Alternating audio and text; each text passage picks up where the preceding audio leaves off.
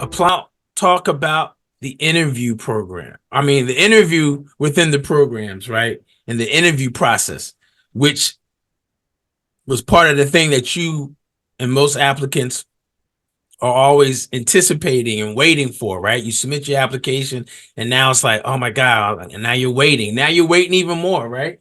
Yes, Waiting sir. for and that hardest thing about the process is waiting to hear from back from programs once you've pushed the button and submitted your pass application. So tell us a little bit about the number of interviews that you received and also the number of schools that you applied to and the number of interviews that you received. And tell us a little bit about the interview days as well. So number of programs that you applied to and number of interviews that you received. Okay. So I applied to 30 programs all across the country. The only states I really didn't apply to were California and New York, but those are for different reasons. But though I applied wide, I wanted to make sure I gave myself the best shot to get in on the first try. So I made sure I applied wide, applied to places I could see myself living in, along with my fiance, being able to get a job there. So those were different aspects that I was looking at when I applied to the 30 programs. In those 30 programs, I was able to have an interview at 5 programs, and they were very fulfilling, very rewarding, very grateful for the opportunity that those programs gave to me to interview at those programs.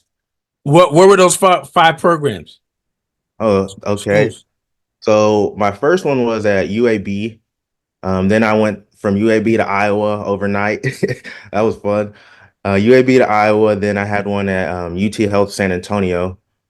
Then I did one in Howard, and then I had a virtual interview with Meharry.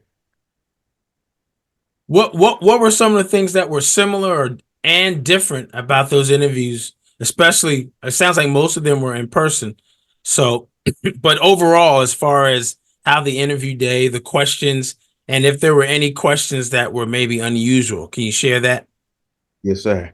I would say the interviews were, very relaxed. I didn't feel pressured or anything like that when I was interviewing with the residents or with the faculty members. At all the places that I interviewed at, the faculty members and the residents were very welcoming, very. It was more conversational. Nothing about pediatric dentistry specific per se. I guess that might differ if you have work experience rather than coming straight out of pre dental school like myself. I'm coming out of dental school, so they understand we have pediatric experiences in our curriculum, but they know they're most likely going to be limited and very different from a dentist who's coming from working 2 to 3 or however many years they're coming from working. So they were very conversational, very a lot of them were like, tell me about yourself, why pediatric dentistry, why this university, what else? Tell me about it, your experiences in working with pediatric patients. Um, One of the fun ones in Iowa, they had some like case-based scenarios. One was like, how would you respond if a patient's mother was rude to you or the staff? I think Iowa was the only one that I had that did like case-based scenarios. Besides that, one place at Iowa, one resident at Iowa, he grabbed a pencil and he was like, "Show me 5 different things you can do with a pencil." Just some fun stuff. Hey, this is Dr. Darwin, your new dentist coach. Hey, look, it's residency time. It's residency application time. And the biggest question that a lot of people have is how do I prepare my application? So, look, if you're struggling in getting your information together, your CV, your personal statement, or you're ready but not prepared for your interviews, reach out to me ASAP, right? Right? Through my group, Dental Residency Headquarters, we can help you. We can help you get ready for this residency cycle so that you're able to do this. We want you to match into residency cycle this this year. All right. But you got some work to do. If you need some help with that application, shoot me an email at newdentistcoach@gmail.com. Newdentistcoach@gmail.com. And through our program called Get Into Dental Residency, we can help you. We can help you. But you got to hurry up because residency application is right now. It's right now. So shoot me an email right now. All right, let's get back to this episode. I would say some of the interviews, you do the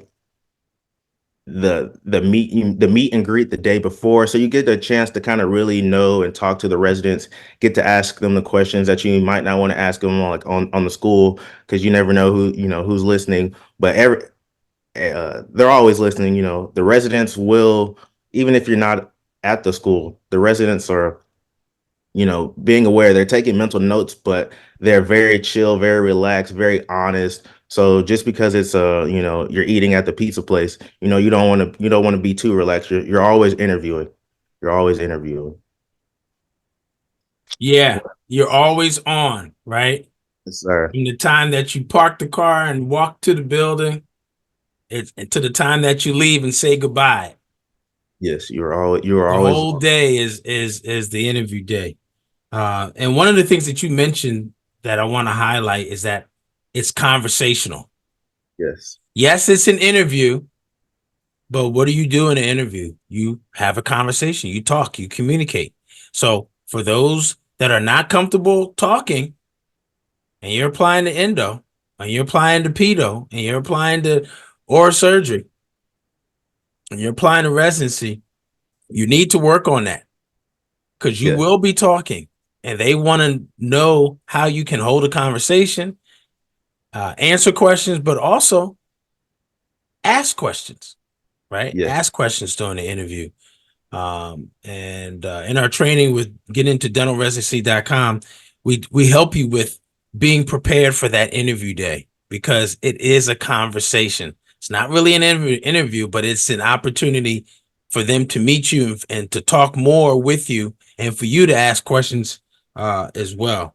So great overview about how the interview day was. Were any of those scenarios kind of tricky for you? Not the one where about how would you deal with a rude staff. There was another case-based scenario where they basically asked more or less, how would you deal with a patient you thought was being neglected, and would you call CPS and along those lines. Right. But that was tricky. Some of the other questions I got maybe were like, what were your strengths and weaknesses that you have? Are you, one guy, he told me, he interviewed somewhere else, but he told me he was asked, what's one of the what's a recent unethical thing that you've done? And I was like, whoa, something that's unethical is like, you're thinking, because, we all want to say we're doing everything right.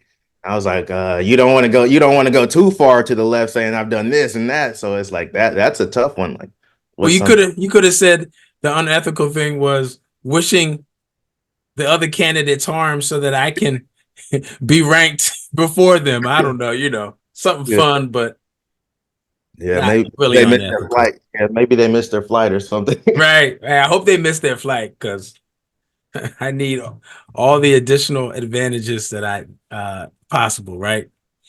Good. So, and how did you feel in the interviews? Like after each interview, did you feel comfortable? Did you have a chance to do some reflections and things like that? I felt good about, I would say I felt good about most of my interviews. Like I said, they were mostly conversational. Me personally, I'm better at coaching people, like, one-on-one and stuff like that, or like out in the field. And so it is a little bit different for me to kind of like sit, you want to sit professionally, be professional. You want to speak a certain way. You don't want to mispronounce it, you don't want to misspeak. And so trying to be comfortable without misspeaking, because, you only have 15 to 20 minutes, to tell the residencies why they should choose you. So that was more of the hard part, trying not to misspeak. And as far as that, but I felt good about most of my interviews. I didn't really leave one saying like, man, I really messed up. But there are instances where you're like, I kind of miss, you practice everything, and then as soon as they ask you the question, your flow, your word patterns, your sentence flow, it all changes. So that's Yeah. what happens sometimes. But you just kind of got to look at your notebook, because one of the tips that you gave me was when they ask you a question, write it really brief, really short. That way, if you forget what you're saying, you can look back at it and get back on track, because it's very easy to start on one sentence and then you don't even know what you're talking about anymore. Yeah, and your mind will be moving at 10,000 miles a second or a half a second, because you're thinking, you're trying to answer the question, you're thinking, you're trying to go back to certain parts, departments of your brain to get the answers or to formulate the answer. So those little notes, those little tricks help as well. That's good. That's good, man. Okay.